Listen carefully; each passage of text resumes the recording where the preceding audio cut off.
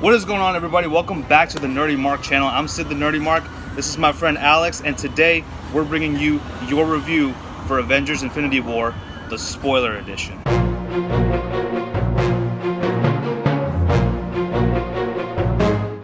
So yes, ladies and gentlemen, this is our spoiler review for Avengers Infinity War. As I mentioned, I have my friend Alex here. He's going to help us talk about some stuff, because there was a lot to take in, wasn't there?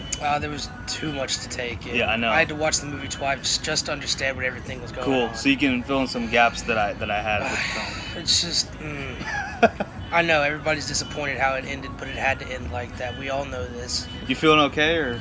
Yeah. I'm just, all my tears are gone, so now I can talk about this and not have to worry about it. Yeah, you know, it took me like a whole week just to finish my original review. I couldn't sleep, man. I was just it's up on my thinking channel about now, the by the movie. way. Oh my goodness. Yeah, I know. Crazy stuff, man. So a little bit about yourself, My name is Alex. How's everybody doing?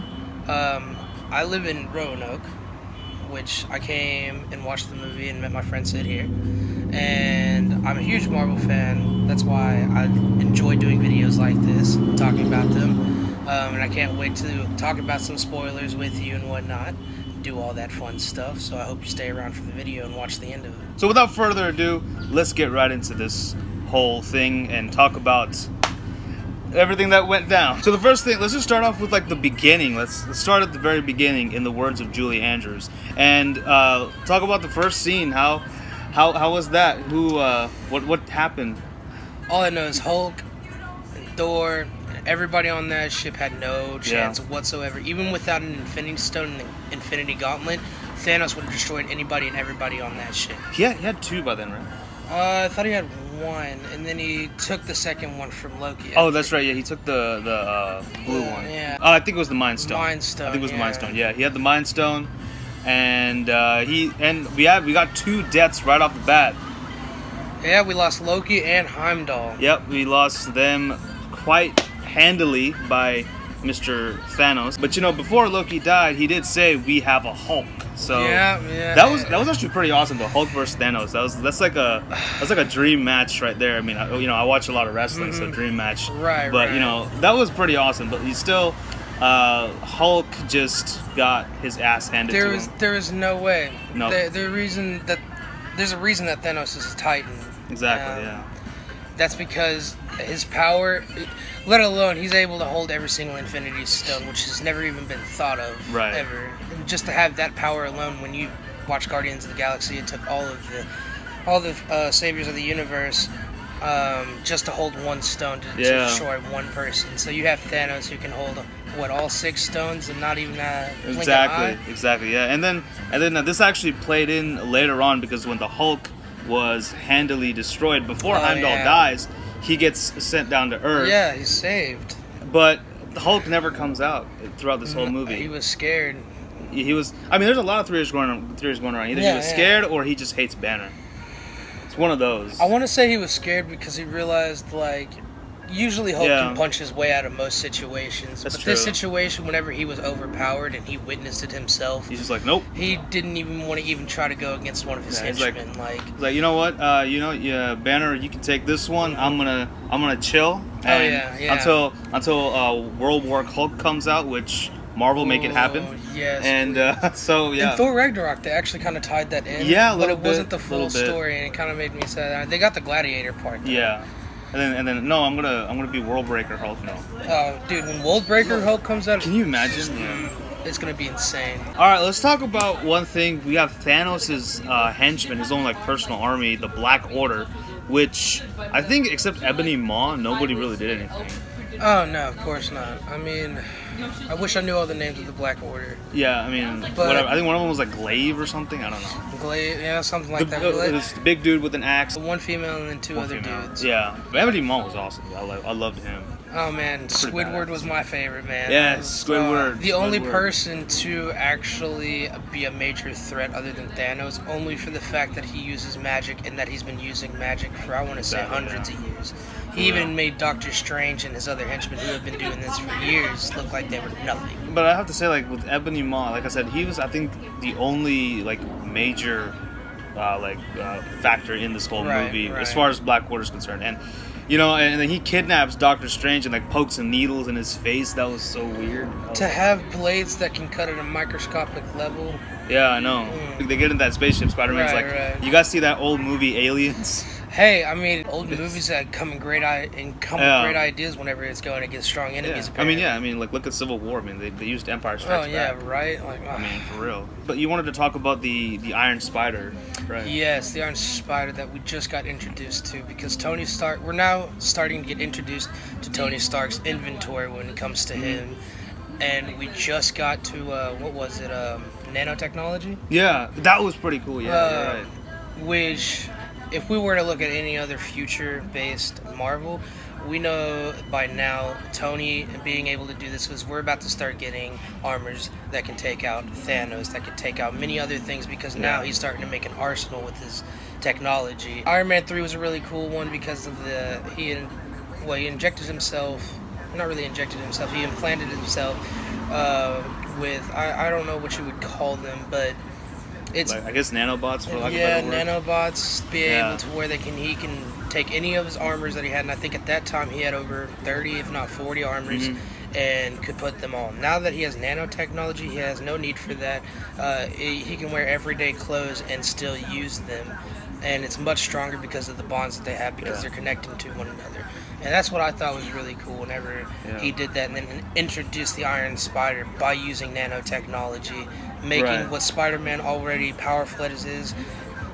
Base power, you're talking about Spider-Man being able to lift anywhere from 20 to 30 tons. Right. With the Iron Spider, it's probably doubled, if not tripled at that point. Damn, okay. So that is a really cool. I like how they also introduced his 8 legs so that he can actually use them and have a better leverage on many other things. Yeah. So that's why I thought Iron Spider was really cool introduced. Actually, the nano suit, going back to that for Iron Man, I played this one game back then. It was called Crisis with a Y, and like they actually use like nanotechnology as his suit. Oh yeah, that was pretty awesome. So I was like, man, Iron Man's been playing a little bit of Crisis lately. Oh, so. for sure. Yeah, but I think that was actually pretty cool. I didn't know that about the Iron Spider. So I mean, the more you know. He just pressed the button on his chest and he just became Iron Man. So yeah, I mean, I think as Spider-Man, like, because Spider-Man and all that, I'm pretty sure his Iron Spider suit could be nanotechnology down the line. But we'll see. I mean, it was still impressive as he was leaving the atmosphere using the actual nanobots and being able to breathe in space. And that's not what a lot of people focus on whenever they watch shows like that. You have to have something that's airtight sealed and no gaps, no nothing. It has to be perfect. Basically a full body suit that has no way of being able to be taken off or putting it together. So using nanotechnology actually helped them out a lot. We could stay here and talk about that for hours, but I think we got a lot more to cover. So another thing we want to talk about, and I touched up on this on my spoiler-free review, I talked about how I thought Thanos was like the heart piece of this entire movie, and like, Josh Brolin, of course, he did a great job as Thanos under the motion capture and the CGI and all that good stuff. But he still was able to bring it out. But so Andy Serkis has competition. But just the character of Thanos is actually a lot more to him than I expected. Oh yeah, and I do have to say real quick, I'm with my fellow Thanos people. I wish he kept his armor through the whole movie, because that would have been great. Although. But this guy looked more badass though. He just looked more like because he's just more brute strength. But I don't know. The armor to me just more like pieced it together. That's true, but he looked more like I don't give a damn. He took off his armor and he was there to mean business. Thanos, the Mad Titan. Mad Titan. All right. You're talking about somebody who thought genocide was the answer whenever it came to solving problems. Even though he could have just made more food, given more food, helped people out with their problems, he thought just wiping out half a civilization was just the right answer. I mean, that's the easiest thing, right? Yeah, I mean, you go from feeding millions of lives to that's just, too much work, 100,000 mouths now that you're just having to feed, like... Yeah, but who wants to do that? That's too much work. Just kill off half the population. Right, so who gives a damn? We have that, and not only that, his entire planet got destroyed. Yeah. Because nobody believed him whenever he thought that this would help getting the Infinity Gauntlet and actually doing what he did. And I get Thanos, because he comes from a background that's not very nice. Like, he fought for everything that he had to do, and he had everybody think that he was delusional and crazy because of what he wanted to do, when all he was just trying to do was help his civilization keep going. But they didn't think about him, they didn't care about him, and now we know what happens to their civilization. I mean, obviously, I do feel for the guy. I feel for Thanos. Like you said, his planet's destroyed. But at the same time, genocide is never the answer, kids. Never. But see, look at Superman. He didn't destroy half the planet, did he? He found solutions. Exactly. So Thanos, you should take notes from Superman. Okay, so quick location change. We had a couple of guys come behind us and start talking, so we had to kind of move somewhere. So we're in Alex's luxury car and luxurious Mustang. But so we wanted to continue the review. So since we are on the topic of Thanos, I think it's only appropriate that we talk about his daughter, aka Gamora. That whole arc, as I mentioned, was probably one of the most gripping parts of that whole film. I'm not gonna lie, I almost shed a couple tears even when Thanos looked over to Gamora and was like, "I'm sorry, little one." That just. Yep. I knew that whenever they were going to get the Soul Stone, and it was a soul for a soul, and Gamora thought, you don't love anything in this world. And he's well, nope. Yeah, when you go back into the movie and watch that he specifically chose Gamora out of that whole entire race that she had, her family and everything. Yeah. That just shows that, he wanted a daughter, but he couldn't have a daughter, so she took Gamora and made her the fiercest and most deadliest woman in the fucking universe. Whenever we see Thanos actually get rid of Gamora and kill her for the Soul Stone and see Thanos cry, it actually shows that he had a lot of emotions, actually. Yeah, he almost didn't want to. He didn't want to, but he realized that if I want to do what I'm doing, and he said he's not going to let his destiny go away again. He had an opportunity once before and didn't want to lose the second opportunity. So even though he lost everything, became a heartless killer, he still was happy that he went on with his plan. And plus, she was the one who knew where the Soul Stone was. It was in Vormir, and Red Skull makes an appearance. Oh, I thought that was so cool. That was pretty crazy. So that's where he went, after he touched the Tesseract in Captain America. And then he vanished. And he's like, but not really. He's in the Soul Realm or whatever. He's in Vormir. Vormir is actually part of. It's a lot more different in the comics, isn't it? It's a little bit more different, but that it all ties in back with Asgard, because Vormir is actually an abandoned planet that they don't go to anymore. Right. That the Soul Stone was sitting on, and that was really cool. That all of that tied in. Even, and I know this is not a part of the movie, but it's in the comics, right? This new game that came out, God of War. Right. Everybody knows about God of War. Yeah. It even has Vormir in it because it's Greek. It's not Greek mythology. It's Norse. Norse mythology, and that's a part of Norse mythology. So everything kind of ties into, Thor and everything and mythology. So some of the things they talk about is actually true, but Marvel, for copyright purposes and whatnot, they change it just a little bit. But the fact that Gamora, Thanos just got rid of her just like that. I was like, wow, Gamora's dead. And of course, we do have to. This kind of helps us segue into our next thing that I wanted to talk about. So, moving on to our next thing I want to talk about. I did mention in my other review that there are a few characters that make really stupid decisions. One of them is Drax, but I kind of don't credit him with that much intelligence anyway. But in the beginning, Loki tries to stab Thanos. That's kind of how he dies.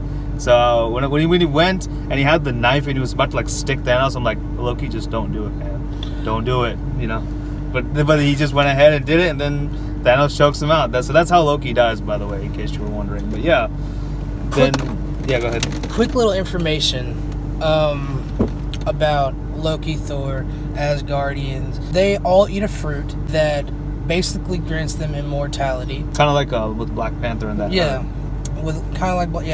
And this keeps them alive for centuries. Okay. Centuries on centuries. And that basically grants them to keep their body even after death and have a chance to come back to the living.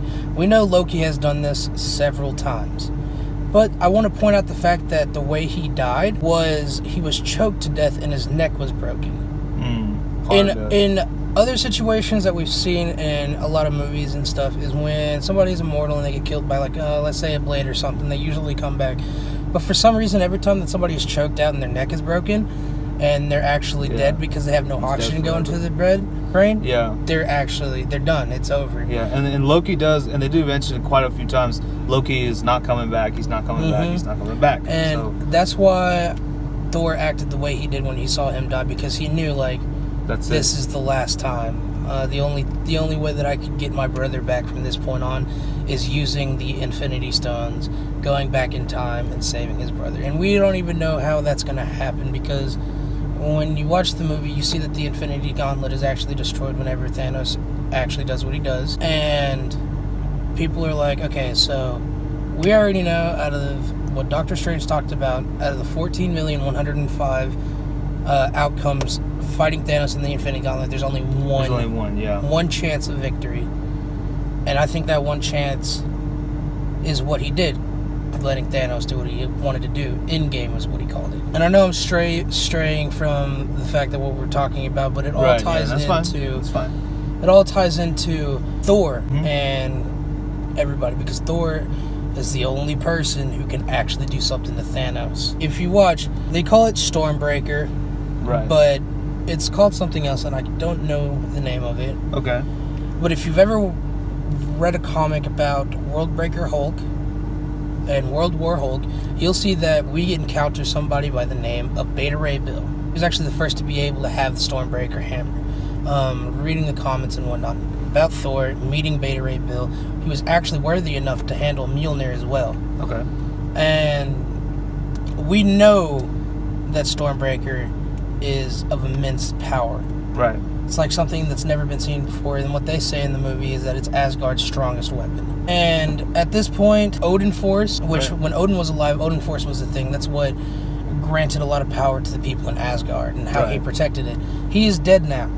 And once we figure out in the comics that if Odin dies, Odin Force must go to somebody else. And so it's probably Thor. And in the comics later, we realize that Thor, granted the power of Odin Force, actually calls it Thor Force.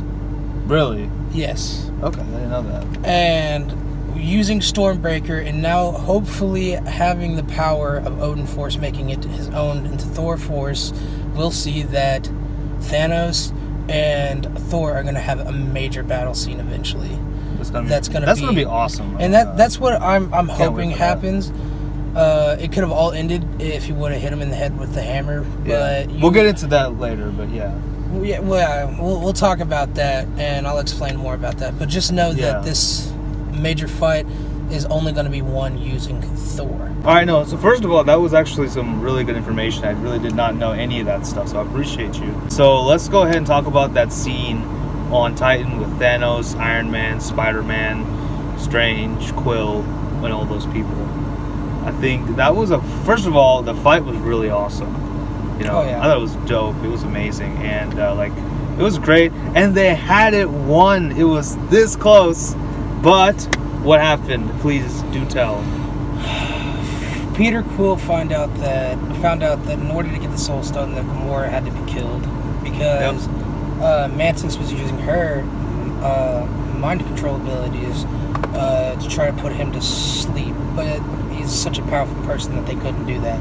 So they put him into a paralyzed state, where he had just a little bit of conscience to be able to answer questions. And then when he found out that he lost all control of everything. Even though I want to bring back that Peter Quill stopped Drax from attacking Thanos when they first encountered him, because Thanos was the one that destroyed his whole planet, killed all of his people, and he loses Gamora, which was, I understand, it was the closest thing to him that he had family. Lost his mom and his father, had to kill his father, and his mother died due to her father impregnating her and giving her cancer, because he was an alien and she was mortal and couldn't handle it, and was still able to pop out a kid somehow. And we learned that in Guardians of the Galaxy 2 that his dad was an asshole and did it to a bunch of people, and a bunch of people died, and that if he were to actually gain all of his power and won that, he would have been able to take basically the universe by hostage and do what he wants. Can go from any planet and destroy it or do anything that he wants. But Drax's family and race was completely killed. Yeah. The amount of emotions that he had when coming face to face with Thanos, the fact that he was stopped by Peter Quill and then Peter Quill loses his temper.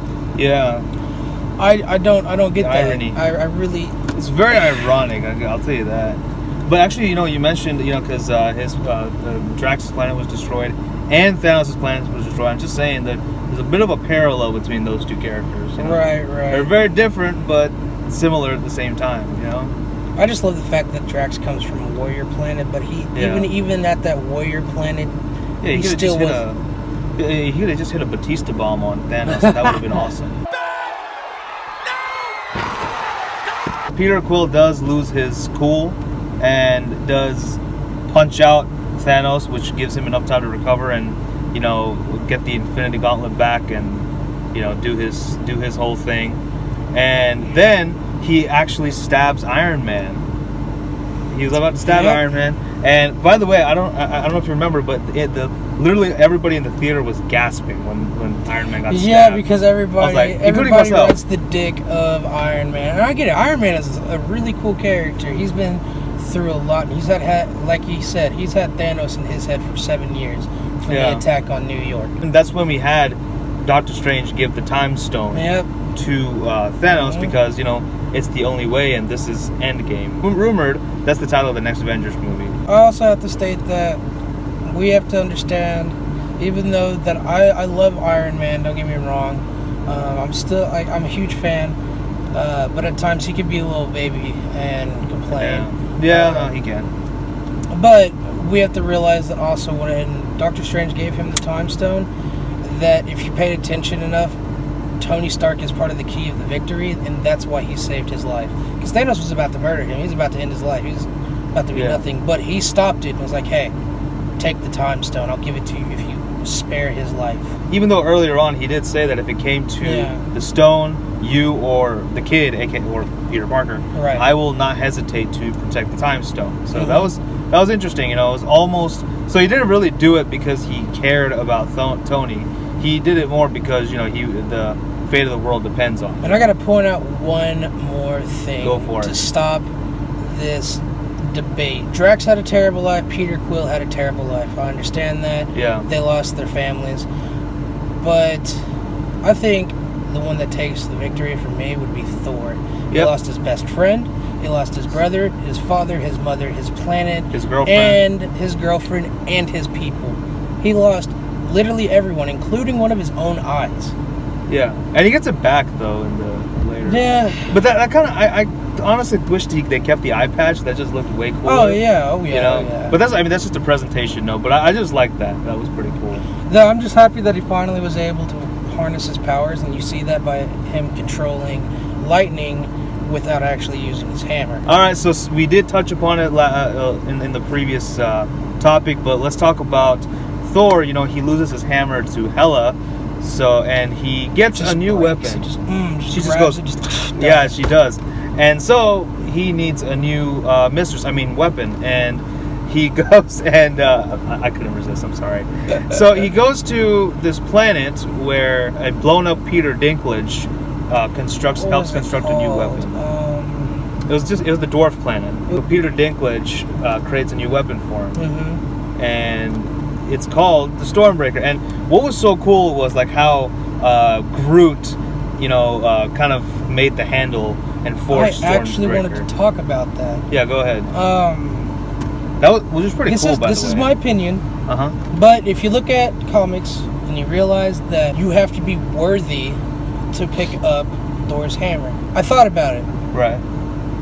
Usually it is people, actual living, not human, but people embodiments, physical embodiments, people who can talk, live, and everything. Whether or not they're worthy is when they can pick up the hammer. Well, Thor picks it up, but if you watch, you see that Groot struggles to pick up the hammer, right? The axe. Right? The axe. Yeah. Axe, hammer, it's kind of the same thing. Right. But that doesn't mean he's worthy either. The way I look at it is, But those are just like the pieces of the main thing, so it's not like the actual handle or anything like that, right? well, the reason I talk about this is because whenever the hammer is made, right then and there, it's made for Thor, and now it's worthy to Thor. All he needs is the hammer, and then he's able to actually use the hammer. But the way I look at it is, Groot is not worthy. He's worthy, but not worthy at the same time. For the one fact that he's a tree, he's made of nature and everything. He's not an actual physical embodiment. He was given that.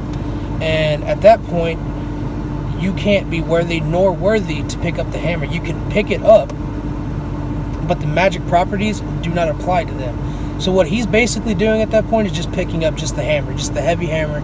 Yeah, I want to say it would weigh around 45 pounds in weight, and that's what he's picking up. He's not actually picking up and using Stormbreaker. He's just making a handle, picking it up, and when he does that, he cuts off his arm, and it hits the ground for no one to be able to pick up afterwards. And that's what I wanted to point out, because he's not actually a human. He's not somebody who's actually trying to use the hammer. He's just something that was created by nature, that is nature, that is the universe itself, that magic properties do not apply to.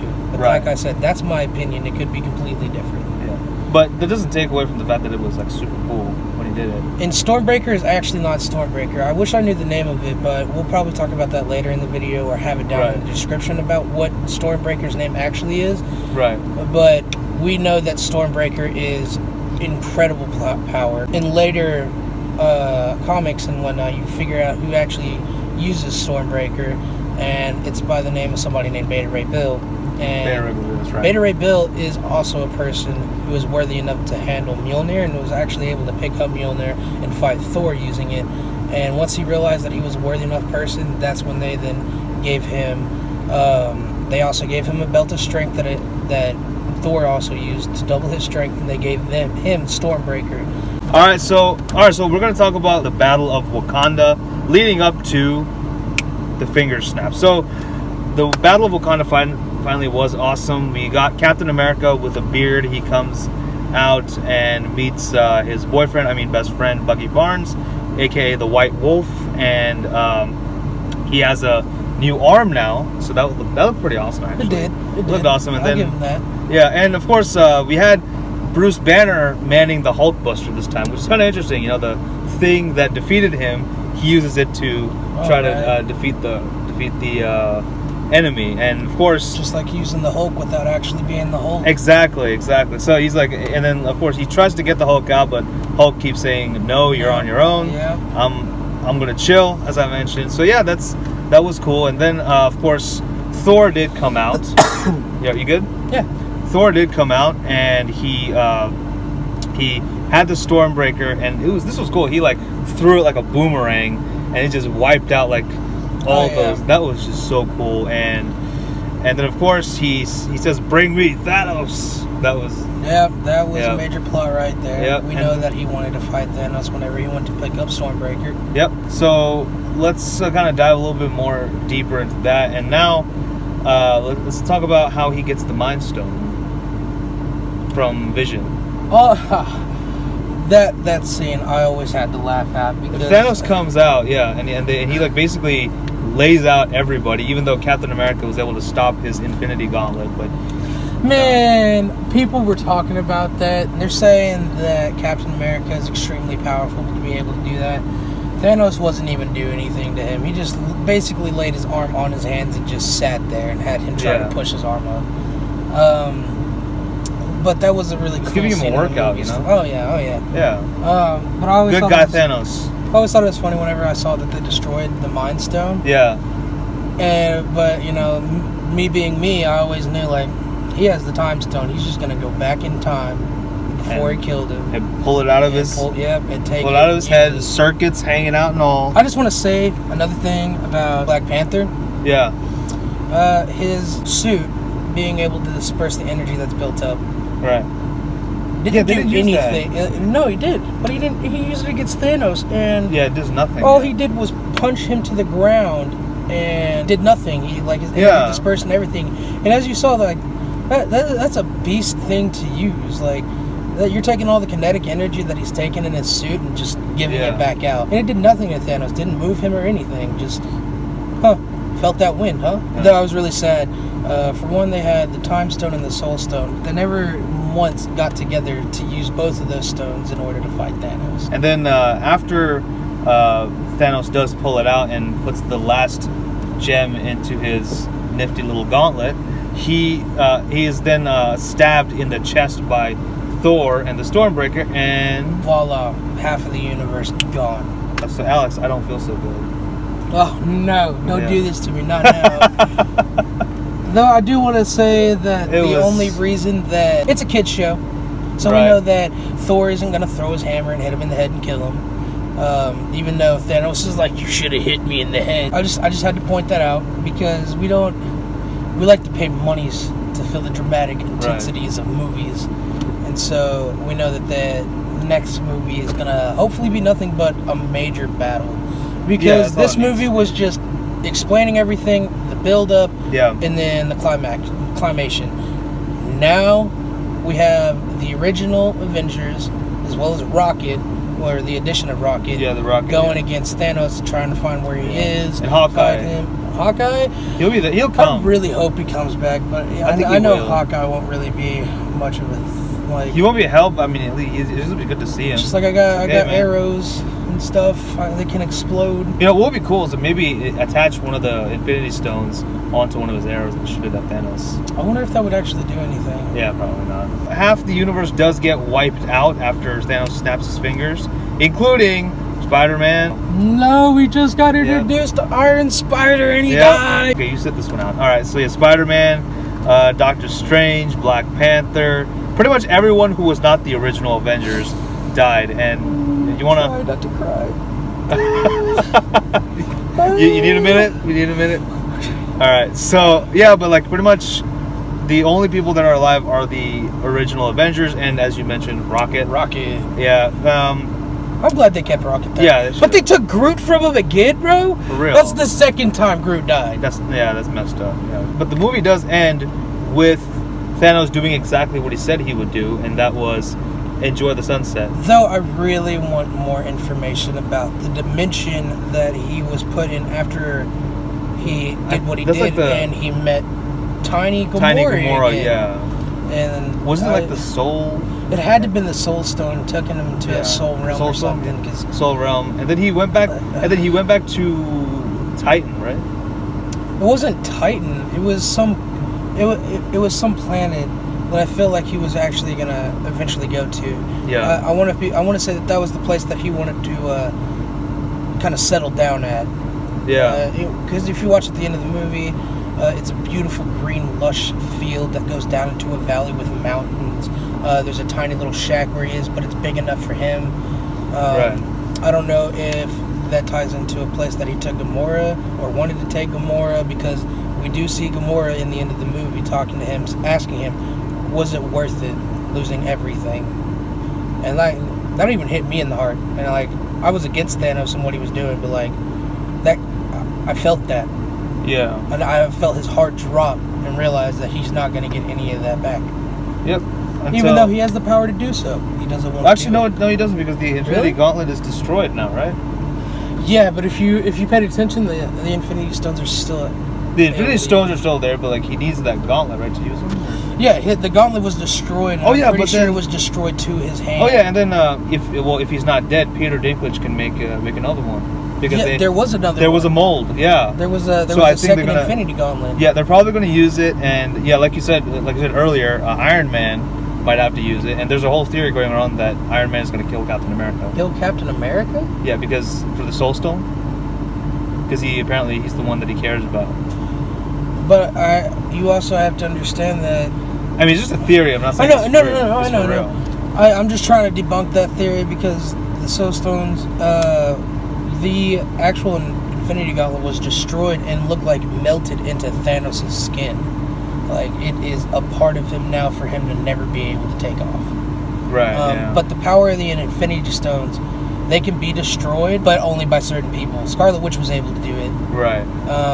But he still has all the Infinity Stones, still has the power of the Infinity Stones. So this next movie is the end game. So I almost forgot. We have one more thing to talk about, and that is the post-credit scene. Before we do, we did have a title that said Thanos will return. So that's always reassuring and that's pleasant to think about. But yeah, we had a scene where we saw the repercussions of the finger snap, and we saw Maria Hill and Nick Fury stepping out of their car to see what the heck was going on.